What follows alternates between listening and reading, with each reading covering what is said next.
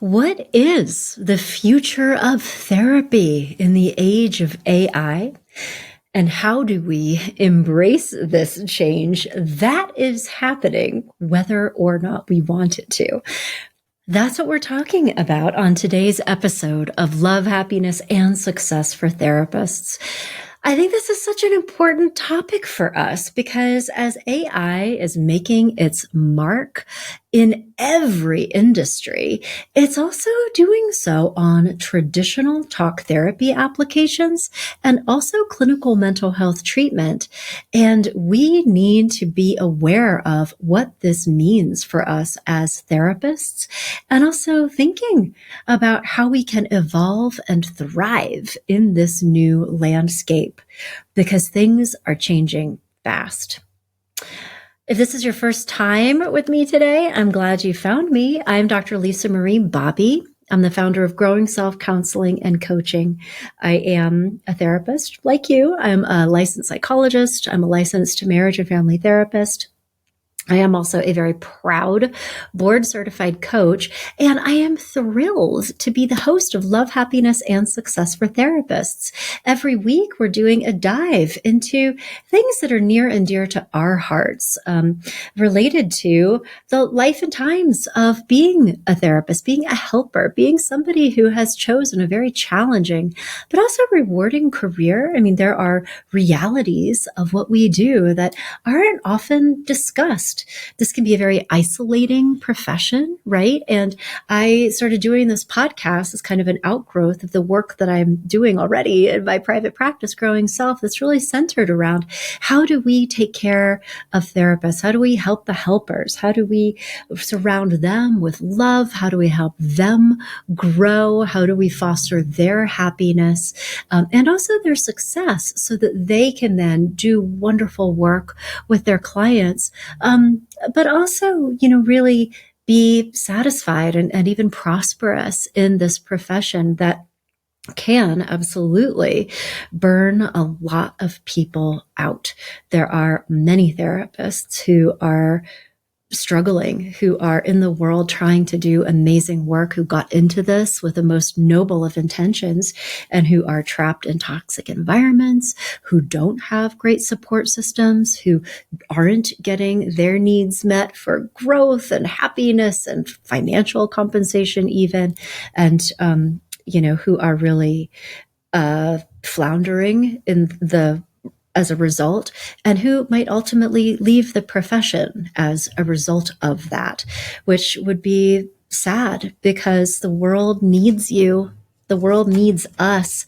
And I believe that the degree to which we can take care of our helpers is going to help everybody. So that's why I'm here. That is not just why I'm doing this podcast. This is like my professional mission. That is what my practice Growing Self is all about, is about clinicians. It is certainly, we help clients, but it's about the clinicians. And in everything that I do. So that's what I'm doing here. And I'm glad that you're here with me today. And that's also why I wanted to talk about therapy in the age of AI, because it's something that I've been thinking about kind of a lot. And it is something that has made me feel not concerned, but like aware, not vigilant, but noticing the fact that AI and the capabilities that are possible for artificially intelligence assisted therapy, mental health care are already growing fast and are already taking up some of the spaces that used to be inhabited by us. And I think that this isn't necessarily a bad thing. I think that there are a lot of positive aspects of this that I'm kind of excited for, honestly, and that I'll share with you.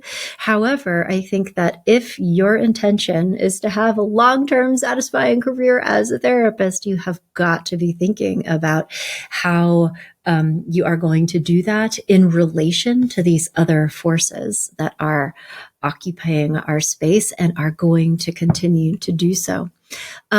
And so this isn't actually that new. I mean, even before, ChatGPT and some of the large language models that we saw, there were already fairly robust systems being developed and also in use in mental health applications prior to this.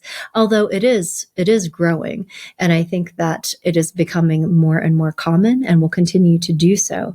But even prior to, a year ago or whatever, there were already AI-driven systems that were diagnosing mental health conditions. And research shows that it can actually be very effective.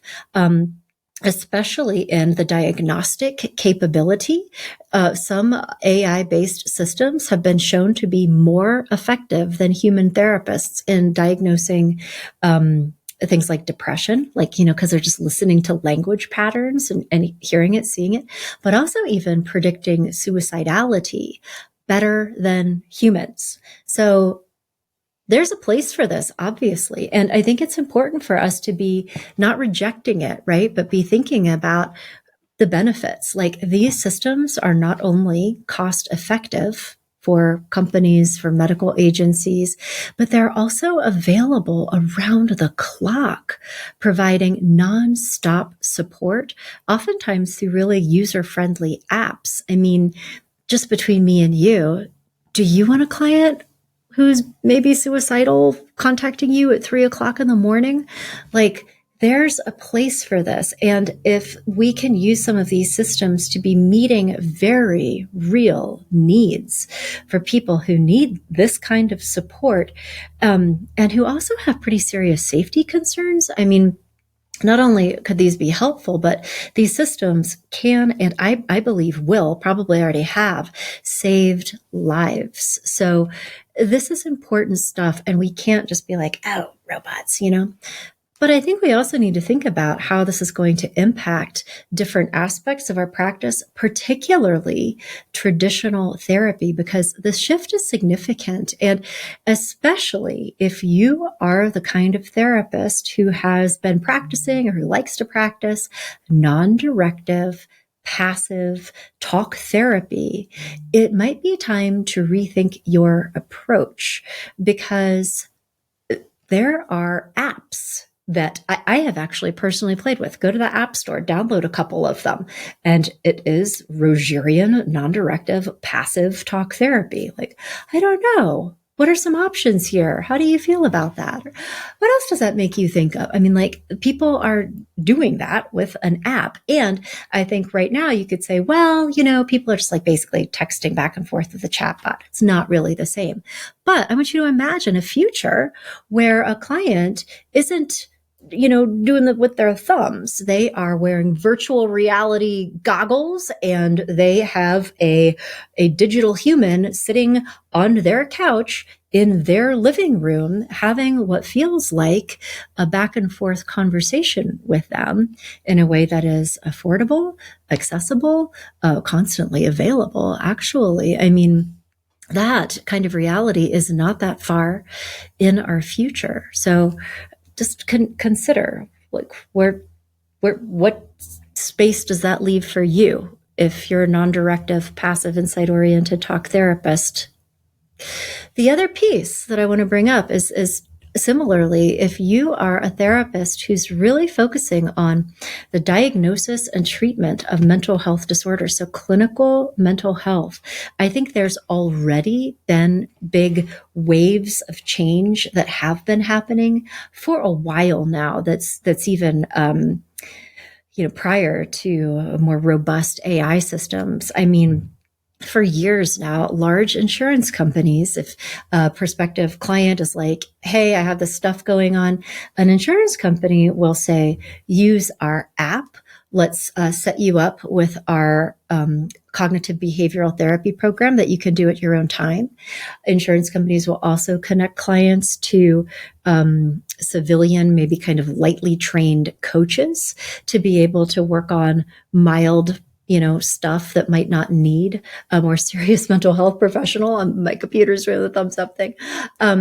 So this is something that was happening anyway, because I think insurance companies are always looking for ways to cut costs And highly qualified, highly skilled, highly trained therapists like you and me are comparatively quite expensive compared to a coach that went through a 6-week training program or a, self-directed online course that they can send a client through.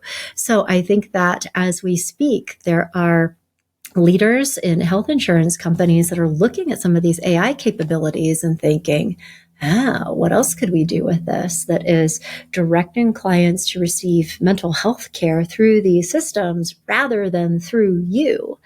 Because it is going to improve their bottom line. And we also have a very real supply side problem. There aren't enough therapists oftentimes to meet the need of clients who are lining up out the door of an insurance company with symptoms of anxiety, depression, PTSD, who want to be seen. There are limits there, wait lists, things like that. So, very smart business leaders are solving those problems by harnessing the power of AI as we speak. I can assure you, I don't know exactly what it's going to look like, but there's, that we can I think I'll expect that. And again, I think that we need to look at the silver lining here because this is going to save lives. It's going to fill gaps. It is going to provide care to people who might be in desperate need of services and who currently lack access to a provider. So looking at a community mental health system where people, it's, 10 months before they can get an appointment. That's not okay. Internationally, people in refugee camps, there is so much to celebrate. And I think that we all need to get behind this. And again, you're also, I'm sure, thinking, but what about me? What space does this leave me in, right? And you're not wrong to be asking that question. I think that there is a path forward for therapists, but it's not a broad path. I think it's a more narrow path. When I think about the future of the human element in therapy, what comes up for me is that we as therapists really need to be elevating our game by emphasizing our humanity and really carving out a professional space that AI simply cannot replicate. And I think that there are a number of things that we can all do to accentuate that. But I personally also believe that this is where coaching comes into play and has a significant advantage over therapy as long as it's conducted by therapists. So coaching has been on the rise for a while. I mean, this is certainly not new. But I think what is also true is that most people who provide coaching, most coaches, have not even a tenth of the education and experience and training and skill set that you do and that I do. They are oftentimes self-taught. Coaching is a completely unregulated profession. You don't need to pass an exam or take a course or do anything to go out to the world and proclaim that you're a coach and start doing that.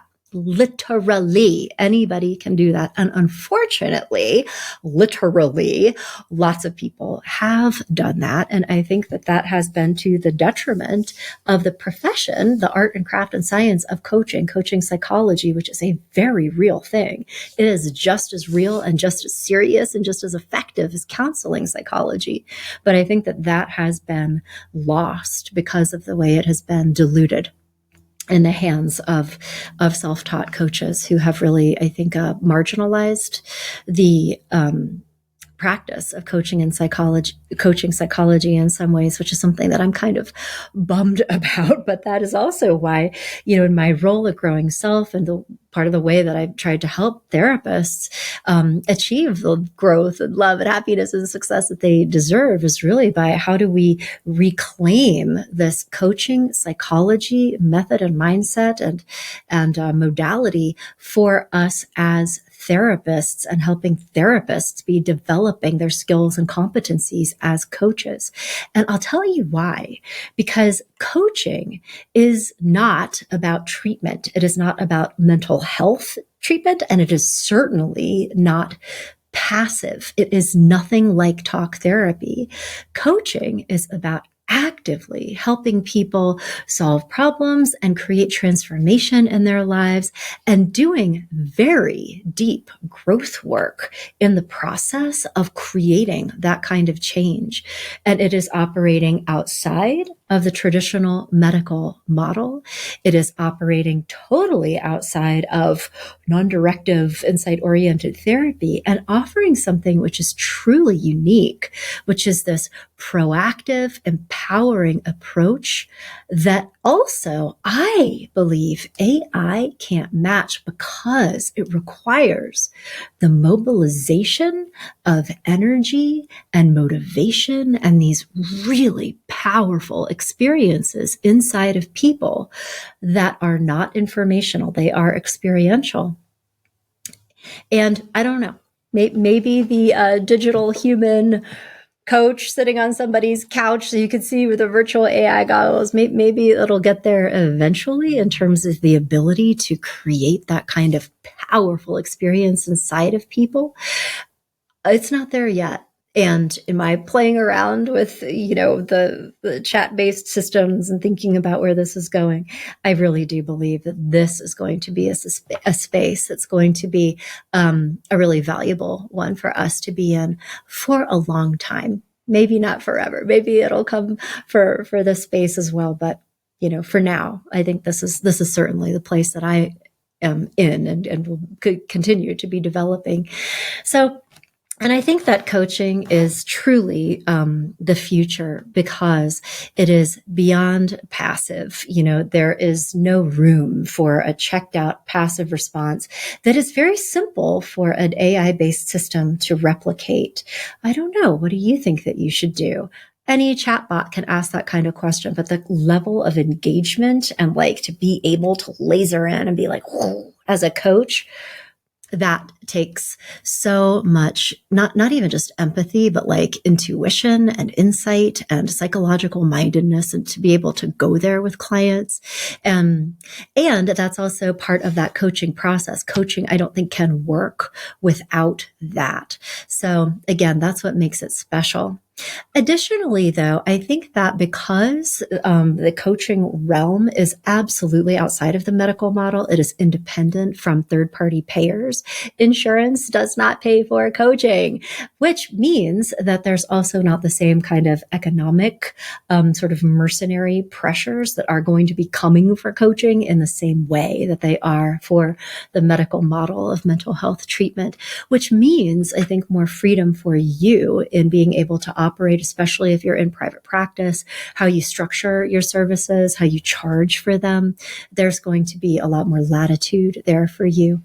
And I think that too, the demand for coaching, especially as the world continues to change, I do think that coaching is going to be perceived as more and more valuable, particularly as it is personalized and also as it is conducted by therapists who practice coaching, because I believe and know with all my heart and soul that somebody who is, seeking transformation in some important aspect of their lives is going to have such a different, more meaningful, more powerful, more effective experience with a therapist who is a certified coach and knows how to use coaching, but has the big, strong foundation that only our experience and background can provide, compared to somebody who connects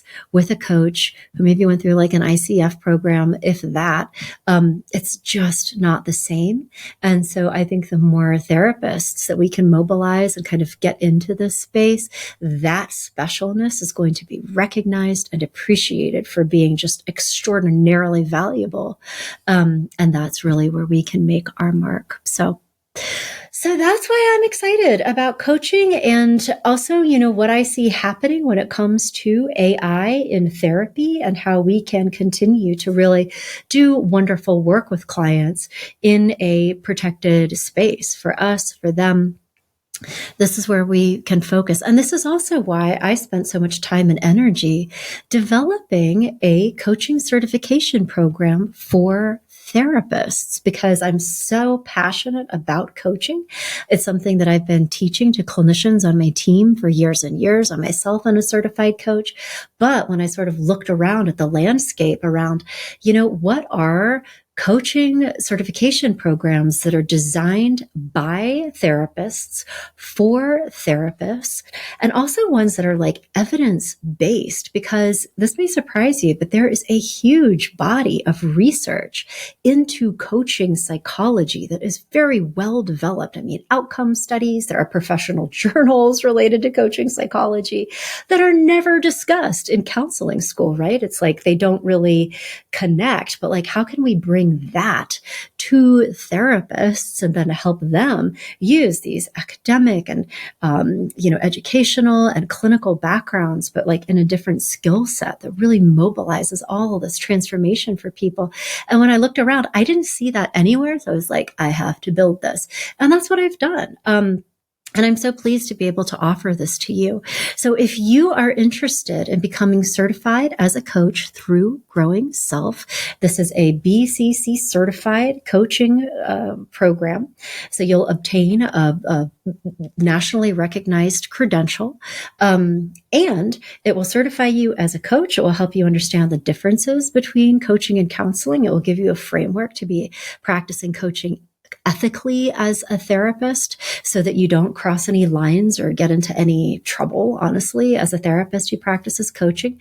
But I think most importantly, it also teaches you this very different framework, modality, and way of operating with clients that will help you do fantastic work with clients who are really excited to be with you and to get your assistance in creating this transformation that they're seeking. So I'm super excited about this. And if you are too, you can come to my website to learn all about this. Come to growingself.com/therapists. And there you will find just so much actually that I put together for you. There are podcasts that you can check out. There are free resources. I have free downloads. I have assessments for you. I have all kinds of articles. I have community discussions for you, but also you can learn more about our coach credentialing program through Growing Self. So come to growingself.com/therapists to learn all about it. And listeners of this show get 10% off by using the promo code LHSFT. And you can share that with your friends. Friends of yours are friends of mine.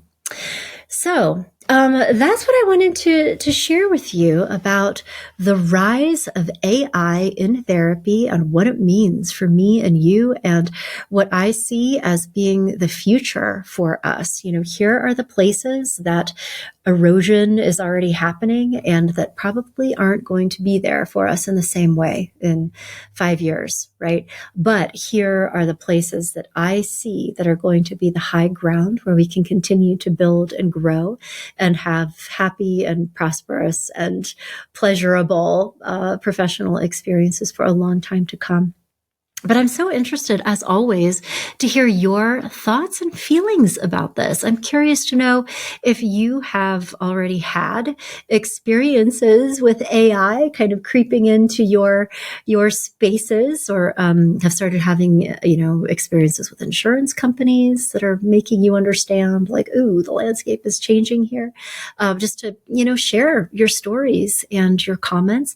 And also if you have other, follow-up questions or things related to this that you would like to hear discussed on another episode of the podcast, I'm always so happy to hear about it. Again, come to growingself.com/therapist. You can find the post for this podcast or any others, really, and jump into the comment sections to share your thoughts. You can email me, hello@growingself.com, and also on social media. Look for Growing Self on Instagram, Facebook, and connect with me on LinkedIn. Dr. Lisa Marie Bobby on LinkedIn. So that's a wrap for today. And I'll be back in touch next week with another episode of the podcast. All right. Until then, take care.